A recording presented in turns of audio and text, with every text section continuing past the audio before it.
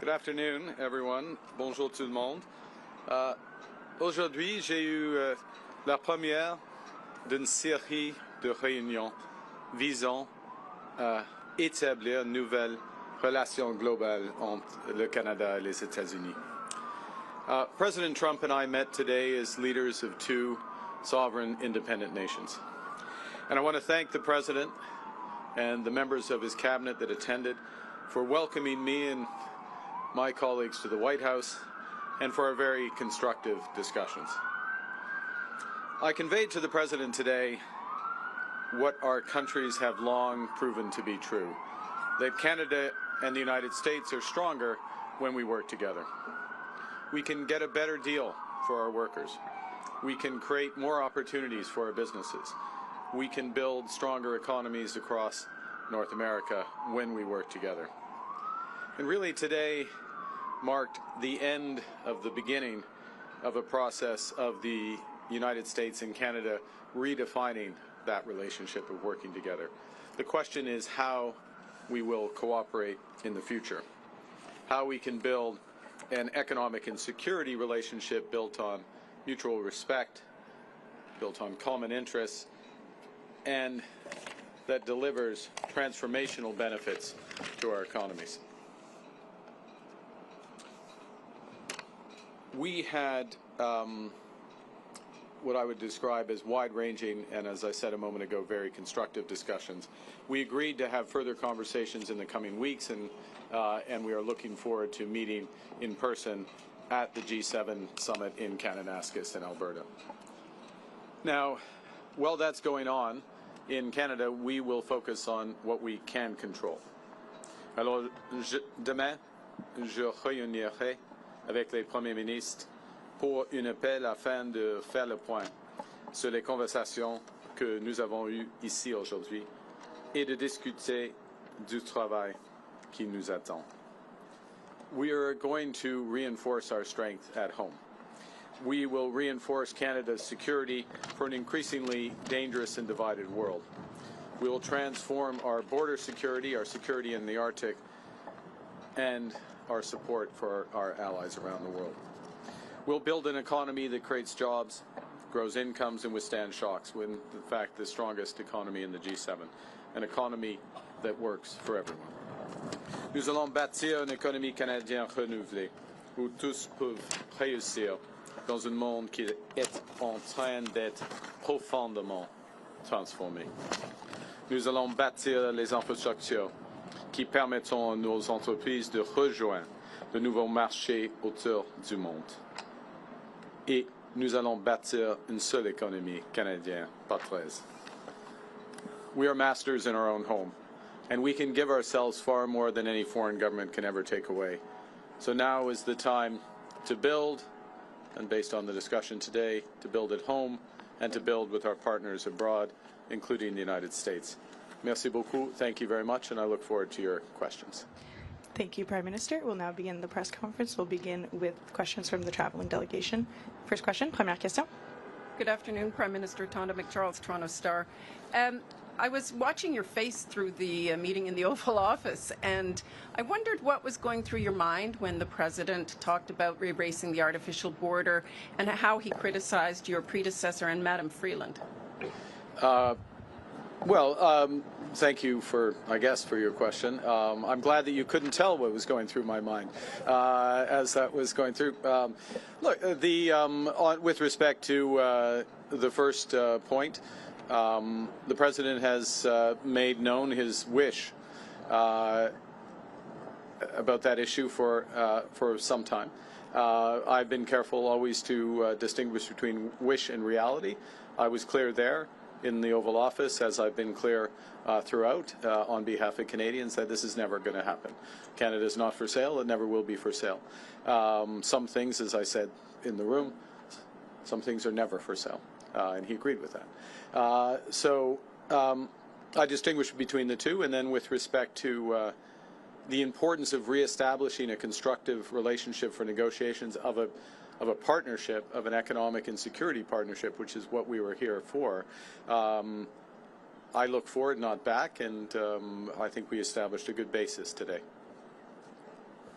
what gives you specifically any indication that the president is willing to renegotiate a new trade deal with you and drop tariffs? Apart from the fact that he said that he would, is willing to have that negotiation, I think that's the main thing. That doesn't presuppose the outcome of the negotiation. As I've emphasized, it's a complex negotiation. There'll be zigs and zags, difficult aspects to it. But the prospect is there. We discussed it in more detail. And as I said a moment ago, we'll be following up both between officials, but also he and I in the coming weeks. Thank you. Bon. Sorry. Bonjour, Thank you. Thank you. Bonjour, M. Carney. Bonjour, madame. Avec quoi ressortez-vous concrètement de cette rencontre avec M. Trump? Ouais, nous avons eu une discussion à travers des sujets géopolitiques et des sujets et des enjeux qui impliquent les relations commerciales du Canada et des États-Unis. Nous avons un trajet concret. Nous avons eu un échange des perspectives en ce qui concerne les tarifs, les objectifs stratégiques des États-Unis, les objectifs stratégiques du Canada. Et il y a plusieurs enjeux sur lesquels on peut avancer les discussions. Alors, il y a un plan qui existe et une volonté qui existe entre les deux pays d'avancer les discussions. Mais il n'y a pas de décision sur n'importe quel tarif aujourd'hui. Quand il a été question, quand on a posé la question à M. Trump sur les tarifs, s'il avait l'intention, si vous pouviez faire quelque chose pour les lever, pour les supprimer, il a dit non. Comment est-ce que vous l'interprétez? Ce n'était pas une surprise pour moi. Pas du tout. Non, pas du tout. Parce c'est une situation très complexe. Hein. Il y a plusieurs tarifs. Il y a des liens entre les initiatives américaines. Il y a un monde qui est plus dangereux et divisé. Et il y a des liens entre nos relations sécuritaires et nos relations économiques. Alors, il n'y a pas une initiative canadienne qui peut changer cette situation. C'est la raison pour laquelle il faut avoir des discussions globales. Ce que je voulais dire, c'est qu'il faut s'attendre encore à ce que plusieurs mois, dans les prochains mois, ça reste. Là. On verra. Non, on verra. On verra combien de temps ça va prendre. Prochaine question. C'est pas nécessairement comme ça. Hi, Prime Minister. Joanna Smith from The Logic. At one point during the meeting in the Oval Office, the President, when talking about the tariffs and talking about a deal, also made very clear that when it comes to autos, his goal is to have car makers make them in the U.S. and for the tariffs to not make any economical sense to be made in Canada anymore. Do you anticipate lifting tariffs on autos at any point? And what did you tell him in the room about that topic? Well, we had discussion about all the major issues in the room, so to speak, in the lunch afterwards, including autos, and specifically, without going into the full details, the strategic position of the North American auto industry, or more specifically, the Canadian-U.S. auto industry, versus foreign competition, including from Asia, and how that could be enhanced. I and the Canadian government, and I would say the Canadian auto industry, I would actually say the auto industry as a whole, is of the view that Canadian auto workers, Canadian auto companies, Canadian parts companies, Canadian steel, Canadian aluminum, all play an important role in enhancing the competitiveness of American auto companies. So we will continue to press that case and look for an arrangement that takes full advantage of it for the benefit of the United States, but of course, from our perspective, very much for the benefit of Canada. And what did he ask you about China in your closed-door meetings, and what did you tell him? That's why they're closed door. Well, yeah. We had a wide-ranging discussion. Next question, prochaine question. Yeah.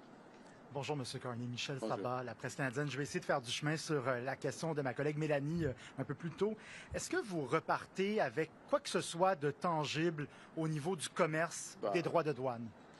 Et comme j'ai dit il y a quelques jours, je n'attendais pas qu'il y aura des fumées blancs ici.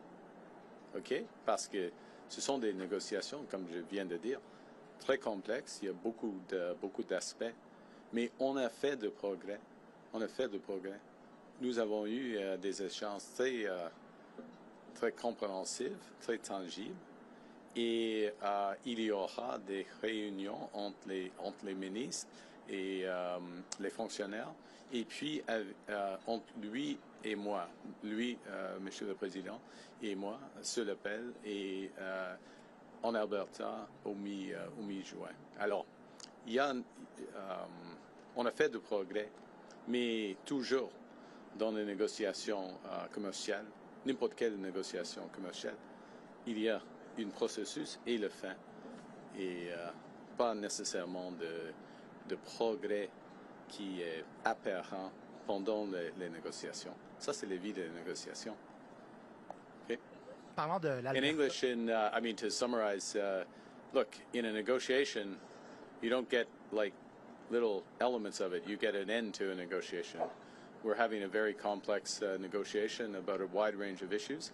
And it's, as I said before I came here, I wouldn't have expected white smoke coming out of this meeting. That was not my expectation, because of the nature of the negotiation. So you don't expect to have specific progress as things move along, even when you're making progress, because that's why it's a global negotiation. Parlant de l'Alberta, que pensez-vous de l'idée de Daniel Smith d'encourager la tenue d'un référendum sur la souveraineté de l'Alberta? Le Canada est plus fort que quand nous travaillons ensemble comme Canadiens et Canadiens. Et je suis albertain. Et je crois fièrement en Canada. Alors, on peut poser les questions, mais pour moi, la réponse est claire. Canada's stronger when we work together. As an Albertan, I firmly believe that. You can always ask a question, but I know what I would respond clearly. Prochaine question. Next question. Bonjour, M. Carney, Olivier Ferrand-Boissé de TVA. Est-ce que M. Trump vous a convaincu qu'il voulait bel et bien renégocier l'accord de libre-échange parce que ça semblait pas clair dans le bureau avant tout à l'heure? C'est clair. Oui. Oui. Plusieurs reprises que... C'est clair qu'il y aura... Oui.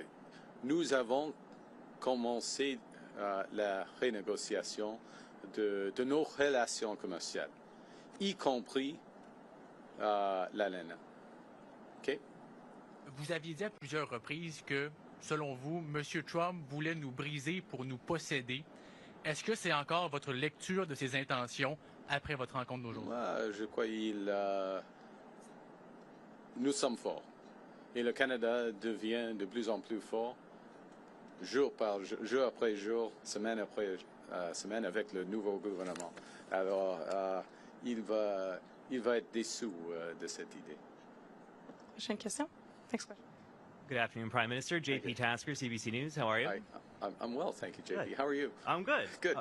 Do you feel better or worse about Canada-U.S. relations after meeting with the President today? Look, it was a very constructive meeting. I feel better about the relations in the sense of, in many respects, one, the posture, if I can put it that way, or the positioning the President took towards us. Secondly, the breadth of discussion and how concrete the discussions were. These are the discussions you have when you're looking to find solutions as opposed to laying down terms, if you will. So feel better about that. And I would add one other thing, which maybe isn't as obvious, so I should say it, which is that we also discussed a number of issues globally, geostrategically, if I can put it that way, where we have common interests, common concerns. And that, of course, is a sign of a broader and very healthy relationship. Look, we have, JP, we have a lot more work to do. I'm not trying to suggest at any respect that we can have one meeting and everything's changed, but now we are engaged and very fully engaged. Good afternoon, Prime Minister. Ashley Burke, CBC News. What specifically did you say to President Trump about lifting tariffs on Canada? And based on your conversations, what do you think it would take to get those tariffs lifted, and how long could it take? Well, I can't answer the second part of your question because we don't make that decision. But certainly press the case in a number of areas where we think the tariffs should be lifted. And specifically, I'll give an example with respect to the scourge of fentanyl and the efforts, the considerable efforts that have been made at our border and behind the border in terms of raids as well. Huge investments in border personnel, in drone surveillance, Black Hawk surveillance, and then those are being reinforced, as you would have seen during the campaign, commitments to another 2,000 in effect 1,000 border guards through CBSA, another 1,000 RCMP, further efforts there. And what we're seeing is huge results for this. Canada's contribution to this problem, cross-border problem, was always very small, but it's down by over 90% with the efforts. And it is an absolute focus of the government. So that is an example of where we would see the case being very strong for the tariffs to be removed. We've made that case. We'll see where that goes. In other areas, the tariffs are, in our view, not in the interests of American competitiveness and jobs. We have more work to do on making those cases on that. Thank you. Pardon? Sur le fentanyl, alors, nous avons fait beaucoup de progrès en ce qui concerne le fentanyl. Il y a une chute. On a commencé avec un niveau très bas par rapport au Mexique. C'est moins de 1%, mais il y avait une chute le niveau, le montant de fentanyl. C'est presque 0,1% maintenant des exemples. Alors, mais c'est pas par hasard, parce que nous avons investi beaucoup en ce qui concerne la sécurité de notre frontière, et mon gouvernement va réinvestir de plus, 20% de plus par exemple, par rapport les agents de la frontière. Alors, le cas pour enlever ou supprimer les tarifs de fentanyl est très fort maintenant. Thank you. We'll have time for one last question and follow-up. Dernière question et question de suivi. Hi, Prime Minister. Stephanie Taylor with the National Post. I heard you say, there's a difference between the President's comments around Canada becoming a 51st state as a wish versus a reality. You told him that Canada was not for sale. But many Canadians are offended and deeply angered by the fact that he keeps repeating this comment. So have you asked the President to stop calling Canada the 51st state? Yes. Today. Okay, specifically, what did you ask him? Exactly what you just said. But what words did you use? How did you ask him? Look, I gave you an answer. Do you have a follow-up? No. What was his answer? Well, look, I don't know. He's the president. He's his own person. I would go back to showing the difference between a wish and a reality. We're very clear. I've been very clear publicly, consistently. I've been very clear in private. I was clear again in the Oval Office. Would be clear throughout. The president, he understands that we're having a negotiation between sovereign nations, and that we will only pursue and accept a deal that's in the best interests of Canada, not just in the short term, but in the medium and long term for Canada. J'ai dit, c'est pas utile de répéter cette idée. Je l'ai dit à lui, mais le président, il va dire ce qu'il veut. Pas, mais il y a une grande différence entre la réalité et la volonté, comme vous le savez. This will be the last question. Sorry, just last question. Okay. Steph didn't take a follow-up. So last question, please. Thank you. This is Bapal Manga from the Wall Street Journal. Given what's happened with the USMCA and the tariffs that Canada is facing, how do you trust that the U.S. right now is negotiating in good faith, and how do you trust any deal you sign with them? We'll make that determination over the course of the negotiations. I mean, that's the bottom line on that. It's a process. You see, and I would emphasize the following, which is that we have been in the process, as most would know, of an election, and so this is the point at which a serious discussion begins. And so we had the president at his invitation. I'm here. He welcomed us. We had a very substantive, wide-ranging discussion with the president, but in the presence of the vice president, the secretary of commerce, the secretary of foreign affairs, and beyond, his chief of staff as well. Now I'm in trouble. Stephen Miller. I think that covers it. That covers it. I hope so. And we have some very specific things to follow up on and build out from that. And in any negotiation, then you make a determination based on that. It also, part of what you make a determination based on is, are the incentives aligned in the agreement that you get?